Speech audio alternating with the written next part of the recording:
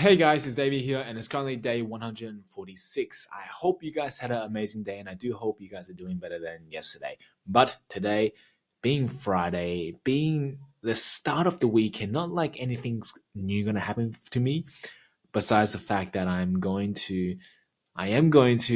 been debating about this, but I am going to do a cheat day tomorrow.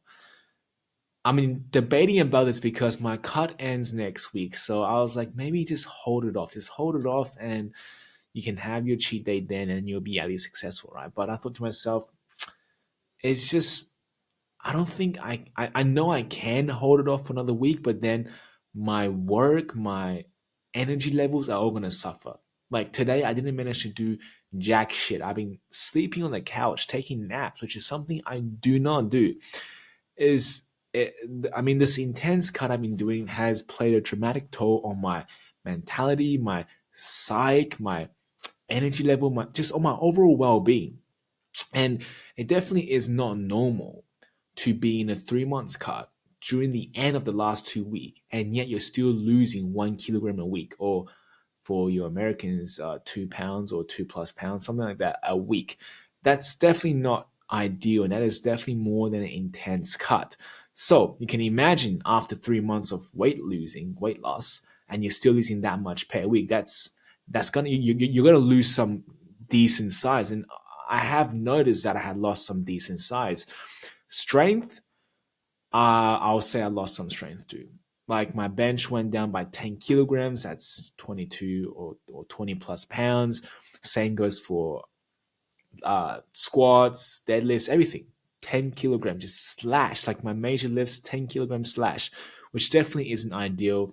Um, but I guess the main problem I noticed too, besides my energy levels, is my recovery. Obviously, you guys can see very noticeably that I have a lot of pimples, a lot of red dots on my face. Now, this is not normal, right? This is definitely not normal because I take care of my skin. So this clearly is an indicator that I am not sleeping well, either that, or I am just stressed out, or I'm just not recovered. And then obviously these things start popping up on my face, especially my chest. It's just everywhere, right? But also, what I noticed too is I looked much better at 83.5 kilograms a few weeks before. Now I'm at 80.5 kilograms. And I could say that my body fat percentage has not changed dramatically, but my body lean mass has changed dramatically. What I mean is, like, I was I look better at 93 because I had more muscle, right? I had more muscle, so even if my love handles were still there, it was not as noticeable because I had a bigger chest, I had a bigger back, bigger arms, etc. And more muscle, you lose more fat, right? You have a higher metabolism, etc. But being now at 90, 80.5 kilograms, losing about 3 kilograms in the past 2 weeks, I lost a shit ton of muscle, but the fat is still there. The fat is still there. My love handle is still there.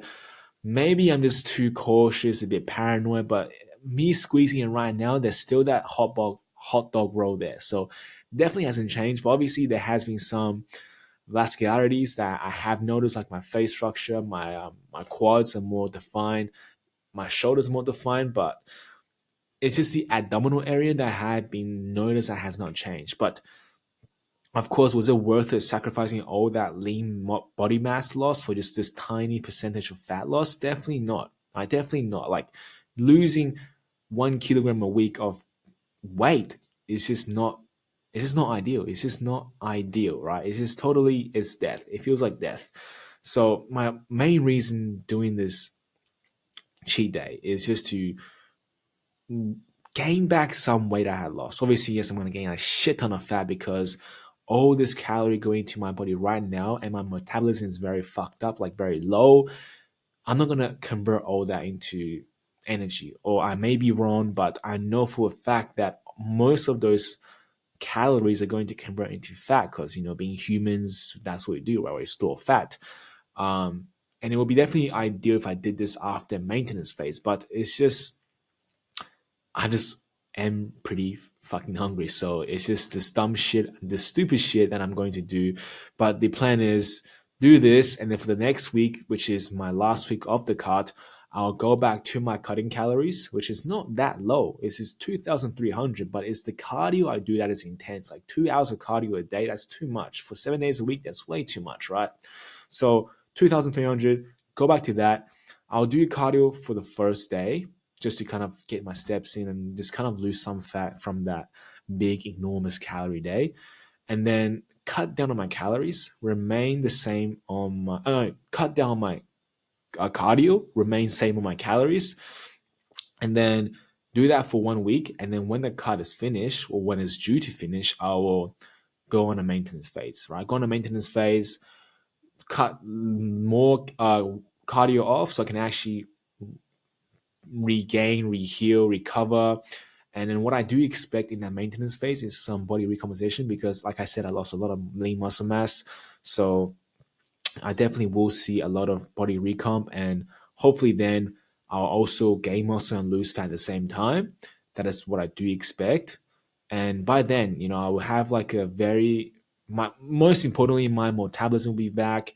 My diet fatigue will be all right. Training fatigue will be all right. And then after then, I can either decide to have a lean bulk or another cut. Because I definitely, first of all, most importantly, I underestimated how much body fat I was holding 3 months ago. I thought I was at 20% body fat, but clearly no, I was probably at like 25 or something like that. So I definitely underestimated how much fat I had. But like I said again, I did also mess around during my cut. I was inconsistent. I did take drugs again. So had poor sleep. So I definitely would have been more effective if I just stay consistent. And maybe at the end of the 3 months, I would go down to 12%. But at the moment, this is not where I want to be. So maintenance and see where I want to go. But the goal is if I stay maintenance, if my body recomp managed to put me back to 12%, by some miracle, I gain a lot of lean mass back and I lose some fat in that process and I'm happy with who I am, then yes, I'll go on a lean bulk. But if not, I'll just do it on the cut because it's still October, right? November after maintenance, it will be November and it's pretty goddamn hot here in Australia during summer. So if I'm doing another cut, I would not mind. I would not mind because at least I'll be cool during summer. I wouldn't have this much fat on me. But either case, I'm happy because lean bulk, I'll take it very slow and ride it out during summer or even just maintain my physique during summer if I'm happy with it also. But yeah, that is definitely how I do plan to tackle this. But I guess the mistakes I made was to first underestimate my body fat percentage in the start. Second, setting a bit unrealistic goals because I mean, everything was doing good, but because I noticed that my cut was finishing in 2 weeks, I'm not at my desired body composition. I better speed this shit up. So obviously, I learned not to cut down calories more because 2,300, I was like, I don't want to be eating at 1,500 again like 2 years ago because that was fucking hell. So I was like, you know what? Let's just do more cardio. But instead of bumping my cardio up by 5 minutes, I did another hour, so double my cardio. So what ended up happening is I am playing this goose chase. I'm riding up my cardio and then just losing a shit ton of weight. But the way I'm losing wasn't the way I wanted to lose. I was losing more muscle mass than fat because my love handles are still there, right? I was becoming a smaller version of myself. So even if I'm losing some fat, my love handles stood out more because I lost my chest, I lost my arms, I lost my back, right? So it was just chase, but this rush wouldn't have needed to happen if I just understood that I had more fat on me and 3 months cutting would not do it. Right? This will give me more room to say, all right, David, you know what? It's all right. It's all right. Just take a diet break for another week, 2 weeks for maintenance, and then just do another cut. No big deal. But because I set myself this 3 months period, I was like, shit, man, I gotta do it at this 3 months, or like, what have I done? Right? I kind of failed this cut. So it's just setting realistic goals that will help you achieve your goals in life, whether it's financial, fitness, whatever. Set realistic goals and don't put yourself in this box. Because if you put yourself in this box, this rigid small box, you really have this tunnel vision. You're not seeing the bigger picture. For example, for me, what I had missed out is that I didn't see the bigger picture of me being more fat than I had realized. I was way more fat than I thought I was. So putting myself in this time frame, this unrealistic time frame, led me to speed up my process, whatever is possible. Speed up my process during the last month because I wasn't at my desired body composition and my time was running out. So really just understanding that and just be okay that, okay, look, if I'm not going to achieve this goal during this time, that's all right. I learned from my mistake. So let me set a more realistic goal for my next project or my next weight loss journey or my next whatever plan. But don't give up. Don't give up and say like, oh yeah, fuck it, I'm not here, so let me just binge eat for like a week because fuck weight loss. Or like, oh my business isn't where I want to be in this period, so you know what, let's just give up because it doesn't work. It does work, and you made it work because you are here because you followed a plan, you follow a regimen plan.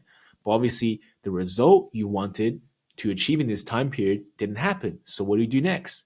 Figure out what went wrong, figure out what you predicted wrong, and figure out the data you had collected during this period and use what you had gained and create another strategy, create a plan for the future, create a plan for the next project, the next weight cut or weight loss journey. But don't stop because when you have data, when you have statistics, when you have analytics, then you can be more precise for next time. For me, I know that next time, if I go back to 92 kilograms and I look like 20% body fat, well, that clearly isn't the case. I probably will be like about 30% because I obviously, first of all, underestimated how much body fat percentage I was. So maybe next time, to be more precise, to be more accurate, I'll actually do a body fat percentage test before calculating a time or setting this plan to start this weight loss because I didn't do that. I was kind of ballparking and I didn't even know what 12% body fat looked like because I forgot it's been such a long time since I actually saw a picture of it, right? So never give up and just have pull the data you have from this journey, from this project or whatever, and then set another plan is what I recommend and is what I will do for my next weight cut or weight loss journey. Because obviously there's no point to give up now. There's no point to just say, oh, fuck it, it doesn't work because it has worked. I saw progress. It's just the progress I have seen.